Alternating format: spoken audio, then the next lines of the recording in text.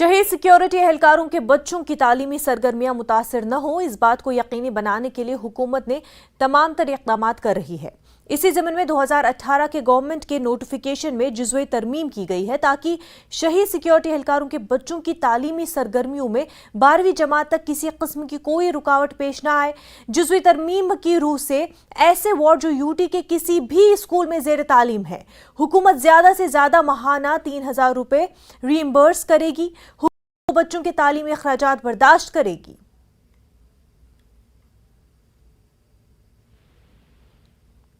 हमारे साथ senior editor JKLH Tejendra Singh Sodhi जुड़े हुए हैं। तेजेंद्र, ये बहुत ही अच्छा स्टेप है और इसकी ज़रूरत भी बहुत है कि जिन्होंने अपने पेरेंट्स को, अपने गार्डियन को मिलिटेंट अटैक में खोया है या मिलिटेंट्स की वजह से खोया है, उनकी तालीम किसी भी वजह से रुकनी नहीं चाहिए।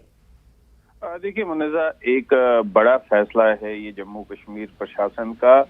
जिन पुलिस कर्मियों की जो शहीद हो जाते हैं आतंकवादी हमले में या आतंकवादी वजह से, उनके परिवार जो है एक मुश्किल दौर से उन्हें गुजरना पड़ता है। स्पेशली उनके बच्चों को, कईयों के बच्चे ऐसे होते हैं जिन्हें अपनी एजुकेशन भी छोड़नी पड़ती है ताकि रिसोर्सेज जो हैं वो लिमिटेड हो जाते हैं। लेकिन अब एक बड़ा फैसला लिया जम्मू कश्मीर प्रशासन ने, LG मनोज सिन्हा ने, कि अब जो जम्मू कश्मीर प्रशासन है वो उन बच्चों के जितने भी तालीमाती एक्सपेंसेस है वो सारे बेयर करेगी। वो सारे अब जो जम्मू कश्मीर प्रशासन है, ताकि उन बच्चों का जो मुस्तकबिल है, उन बच्चों का जो फ्यूचर है, वो इफेक्ट ना हो अगर उनके जो फादर हैं या उनके जो पेरेंट्स में से कोई भी पुलिस में है और आतंकी घटना में आतंकियों द्वारा वो शहीद हो जाते हैं। तो उनके लिए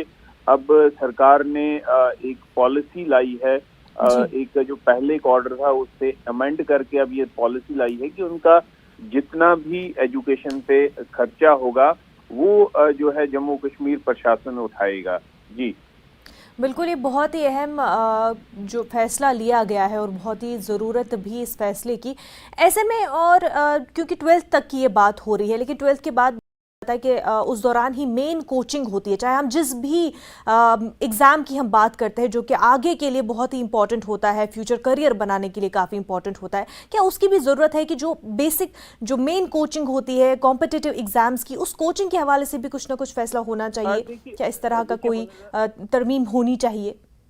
हायर एजुकेशन की जो पॉलिसी है, ऐसे जो शहीद पुलिसकर्मी हैं उनके बच्चों के लिए, वो ऑलरेडी इन प्लेस है। उनको कई ऐसी स्कॉलरशिप्स दी जाती हैं जम्मू कश्मीर पुलिस द्वारा, जम्मू कश्मीर प्रशासन द्वारा और सेंट्रल गवर्नमेंट द्वारा भी। अगर रिसेंट आपको याद होगा, कुछ देर पहले ही central government union home ministry ने एक ऑर्डर पास किया था जिसमें ये कहा था कि जितने भी प्रोफेशनल इंस्टीट्यूट्स हैं अक्रॉस दी कंट्री, उसमें जम्मू कश्मीर में जो पुलिसकर्मी शहीद होते हैं उनके बच्चों को प्रेफरेंस दी जाए एडमिशन में। तो वो सारा सेटअप जो है वो already ministry of home affairs द्वारा उसको टेक केयर किया गया है। लेकिन ये जो डिसीजन था, क्योंकि बच्चे जो हैं छोटे, जब 12वीं क्लास तक, उस तक उनके लिए कोई एजुकेशन का सहारा नहीं था। लेकिन अब जम्मू कश्मीर प्रशासन ने वो रास्ता भी जो है वो बिल्कुल साफ कर दिया है बच्चों के लिए। हायर एजुकेशन के लिए तो मिनिस्ट्री ऑफ होम अफेयर्स ने सारे एक प्रावधान जो है, जिसे हम कहते हैं, एक सेट करके रखा है कि उनको प्रोफेशनल इंस्टीट्यूट्स में एडमिशन में प्रेफरेंस दी जाएगी। लेकिन अब तो जो है 12th क्लास तक या 12वीं क्लास तक भी उनकी एजुकेशन जो है वो फ्री रहेगी और जम्मू कश्मीर प्रशासन उसका सारा खर्चा उठाएगा। जी बिल्कुल, बहुत ही अहम ये डिसीजन है। किसी भी बच्चे को किसी भी दौर में तालीम से दूर नहीं रहना चाहिए और उसके लिए अगर कोई भी इकदाम हुकूमत की तरफ से किया जाना चाहिए वो काफ़ी इम्पोर्टेंट है। शुक्रिया तेजेंद्र आपका। आगे बढ़ते हैं। LG इंतजामिया की तरफ से जम्मू कश्मीर में चलाई जा रही मंशियात मुखालिफ मुहिम को बड़ी कामयाबी मिली है। शहरों के अलावा छोटे छोटे देहातों में भी लोग इस मुहिम को कामयाबी से चला रहे हैं। इस मुहिम को कामयाब बनाने में सबसे अहम किरदार जम्मू कश्मीर पुलिस का है। पुलिस की जानिब से नाकों और सड़कों पर चौकसी बढ़ते जाने से मंशियात फरोशों के मंसूबे नाकाम हो रहे हैं। जिला इंतजामिया भी इस काम को बड़े पैमाने पर अंजाम दे रहा है। अब कुपवाड़ा जिला इंतजामिया ने एक मुहिम शुरू करने का ऐलान किया है। मंशियात के कारोबार में मुलविस अफराद के खिलाफ बड़े पैमाने पर क्रैकडाउन का मंसूबा बनाया गया है। कुपवाड़ा को मंशियात से पाक जिला बनाने का अहद करते हुए अब दहशतगर्दों की जायदादों के बाद मंशियात फरोशों की जायदाद को जब्त करने का मंसूबा बनाया गया है।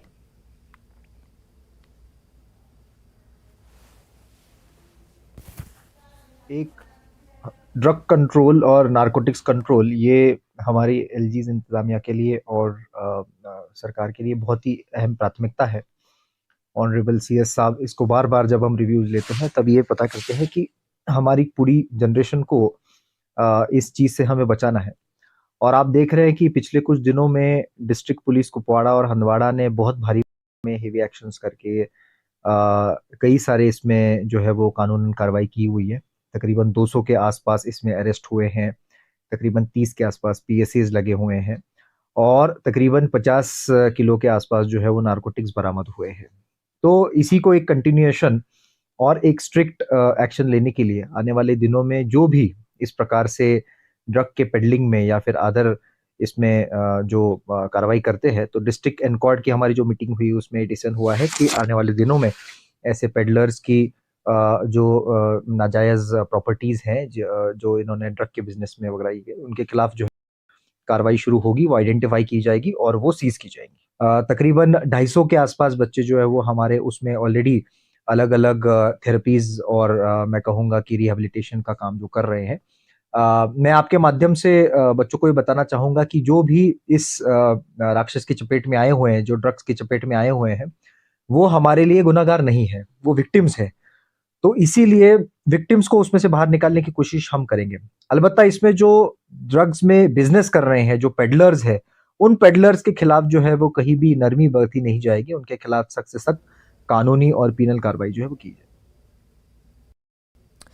हमारे साथ हमारे नुमाइंदे शबीर बराह रास्त जुड़ चुके हैं। शबीर, पिछले कुछ सालों से हमने देखा है कि ड्रग्स की प्रॉब्लम कितनी ज़्यादा बढ़ गई है। वादी में जो नौजवान हैं उनमें कितने ज़्यादा ड्रग का मेनेंस जो है वो बढ़ गया है। ऐसे में ये बहुत ही सही स्टेप है कि जो ड्रग्स बेचने वाले हैं उनकी जायदादों को जब्त किया जाएगा, कुर्क किया जाएगा। जी हाँ, ये वक्त की ज़रूरत है। और जिस तरह ये एडमिनिस्ट्रेशन ने, डिस्ट्रिक्ट एडमिनिस्ट्रेशन कुपवाड़ा ने एक प्लान किया है, और क्योंकि ये प्रॉपर्टीज ये छूट जाते थे, पैसा बड़ी पैमाने में था, तो उसके नतीजे में होता ये था कि इनकी हिम्मत बढ़ जाती थी, इनके पास पैसा रहता था, ये छूट भी जाते थे।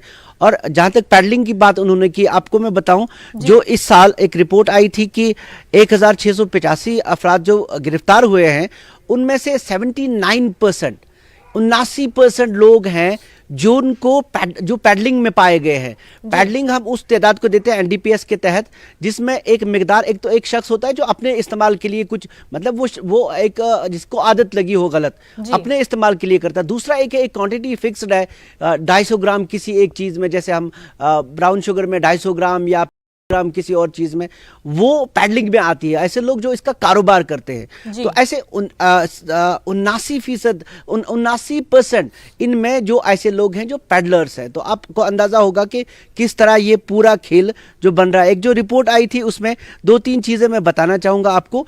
एक तो ये है कि पुलिस ने एक तो ये जो केसेस हैं पहले भी होते थे, पकड़े जाते थे, इस तादाद में नहीं पकड़े जाते थे। दूसरा ये कि इसमें 917 केसेस को इनका बड़ा स्पीडी चालान होता है। पहले ऐसा होता था कि एक शख्स गिरफ्तार हुआ, फिर उसका चालान होने में वक्त लगता था, वो कभी कभी छूट भी जाता था। इसमें जो अब ये हो रहा है कि पिट एनडीपीएस है, पिट के तहत पिट है prevention of illicit traffic in narcotic drugs and psychotropic substances. ये एनडीपीएस को और इफेक्टिव बना देता है। पिट के तहत आप किसी भी शख्स को गिरफ्तार करके उसको डिटेंशन में दे सकते हैं ताकि वो आगे ये कारोबार ना फैला सके। इसके तहत पिट एनडीपीएस के तहत यहाँ पे 138 अफराद को इस बार गिरफ्तार किया गया है 2022 में। और नार्को टेरर का आपको पता है कि उसमें 35 लोगों को नार्को टेरर मॉड्यूल में, जब से ये मामला सामने आया था, हंदवाड़ा केस आपको याद होगा 2020 में हुआ था, तब जब पता चला था कि ये नार्को टेरर मॉड्यूल है, एनआई ने ये केसेस ले लिए थे, उसके बाद से एक बड़ी तादाद में नार्को टेरर का जब से एंगल मिला है कि मिलिटेंसी फंडिंग होती है इसी पैसे से, तब से इस पे और ज़्यादा असरदार तरीके से कार्रवाई होती है। और अक्सर लोग बॉर्डर्स पे आप यहाँ की जो भी LOC एरियाज़ है वहाँ पे पकड़े गए हैं हथियारों के साथ, और साथ में उनके साथ ड्रग्स के।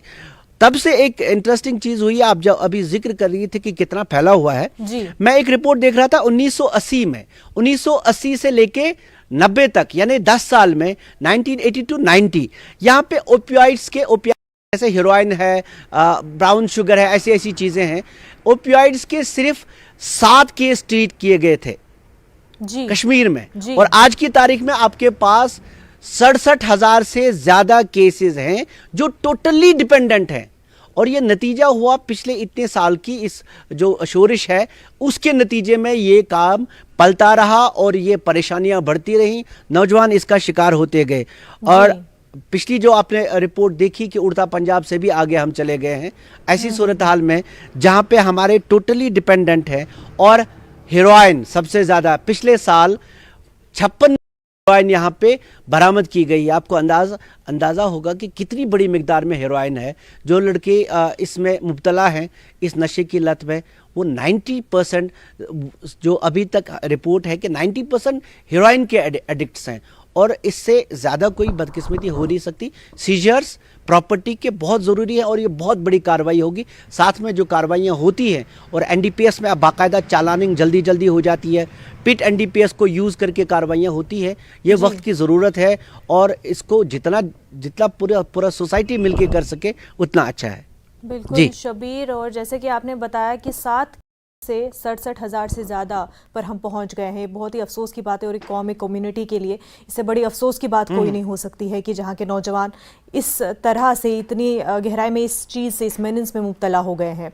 लेकिन कोशिशें तेज़ है और जम्मू कश्मीर पुलिस जिस तरह से अब इकदाम कर रही हैं ये बहुत ही वेलकमिंग स्टेप्स है और यकीन है कि आने वाले दिनों में इससे बहुत असर पड़ेगा। बेहद शुक्रिया शबीर आपका।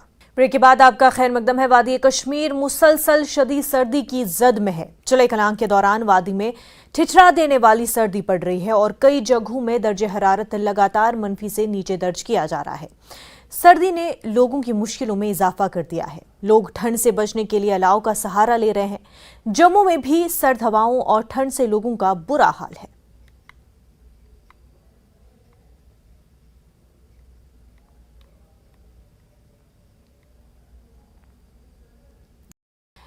हमारे साथ हमारे नुमाइंदे शबीर जुड़े हुए हैं। शबीर, मौसमी हालात के हवाले से आपसे अपडेट चाहेंगे।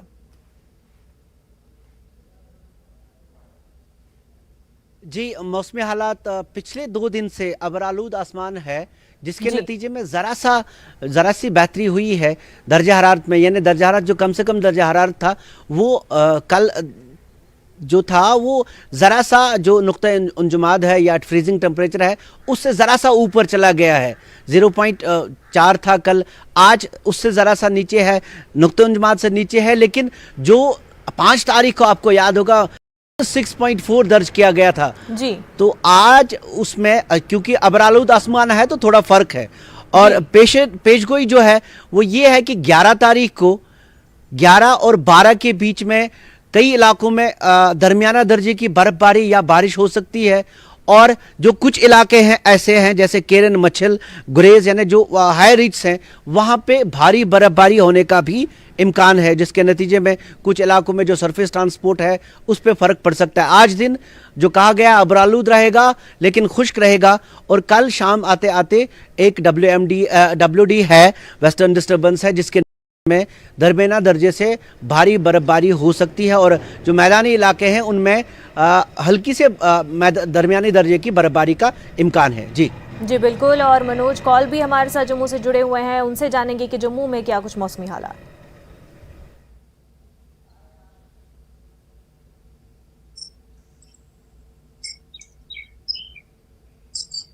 मनोज, अब तक हमारी आवाज पहुंच पा रही है? जी हाँ पहुंच रही है मनोज जी। जम्मू में मौसम के क्या हालात आपसे जानेंगे। देखें, ये मौसम पिछले कई दिनों से यहाँ भी ठंड है। आज भी देखेंगे तो सुबह से कोहरा है चारों तरफ से और काफी टेम्परेचर में आई है। हमने देखा कि पिछले कई दिनों से रात का जो दर्जे हरारत है वो उसमें लगातार कमी वाक़ा हो रही है, जिससे लोगों को भी काफ़ी परेशानियों का सामना करना पड़ रहा है। और बाहर अगर हम देखें अभी लगभग 9:30 का टाइम हुआ है, लेकिन अगर आप मेरे पीछे देखें कि जी। पूरे जो एरिया में जो है अभी भी धुंध है और लोगों का जो चलना फिरना है वो थोड़ा सा मुहाल हो गया है, क्योंकि सुबह जो ट्रांसपोर्ट की अगर हम बात करेंगे सरफेस ट्रांसपोर्ट की, तो काफ़ी दिक्कत होती है।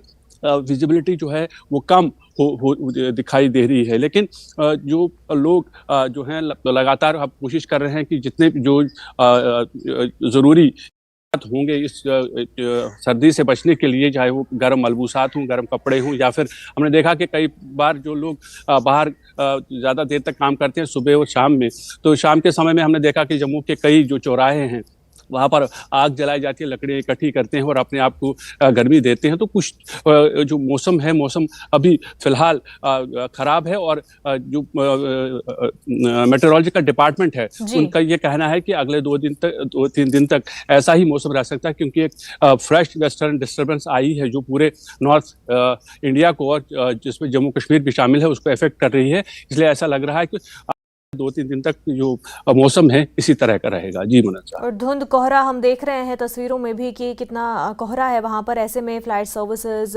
और दीगर सर्विसेज पर, ट्रांसपोर्ट पर क्या कुछ असर पड़ रहा है?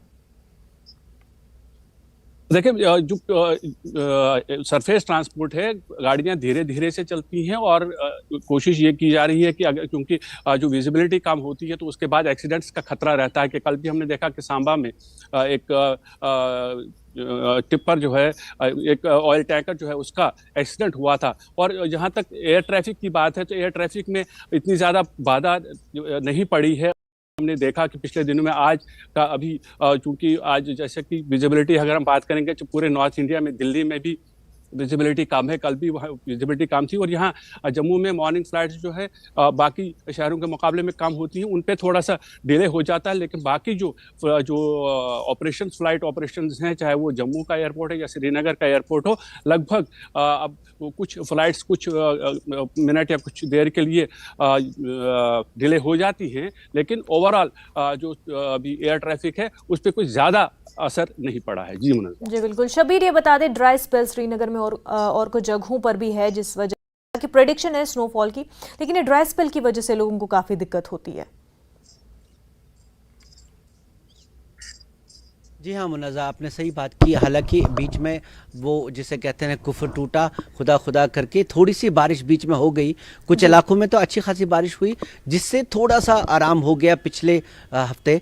लेकिन ये बड़ा मसला रहता है जब भी यहाँ पे खुश्क सरमा हो जाता है, तो एक तो बीमारियाँ आम जो फैलती हैं, वायरल इन्फेक्शंस फैलती हैं। दूसरा ये हो जाता है कि हमें बारिश चाहिए, हमें बर्फबारी चाहिए सरमा में, जिसके अगर नहीं होती है तो फिर पूरा निज़ाम भी बिगड़ जाएगा।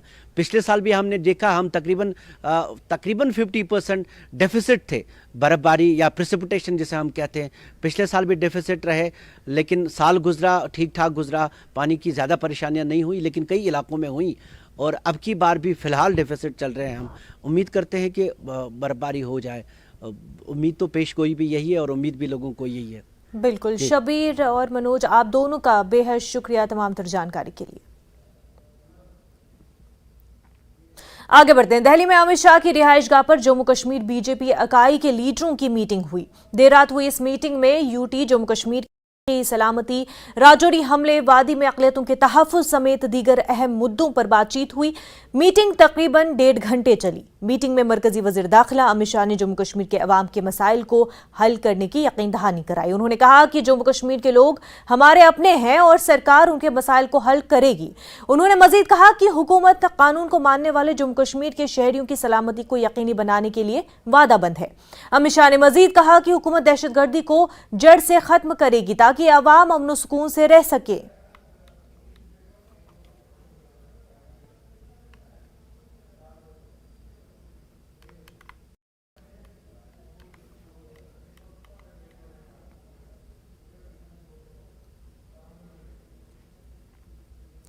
म्युनिसिपल कमेटी त्राल ने उर्स अबू बकर सिद्दीक के पेश नज़र कौसरबल त्राल में सफाई मुहिम चलाई, जिसकी क़यादत MC त्राल के सदर मंजूर खान ने की। इस मौके पर पूरे टाउन के साथ साथ ज़ियारत के आसपास सफाई सुथराई की गई और लोगों को यकीन दिलाया गया कि उर्स मुबारक के सिलसिले में तमाम तर ज़रूरी इंतजाम किए जाएंगे और ज़ायरीन को परेशानी दरपेश आने नहीं देंगे।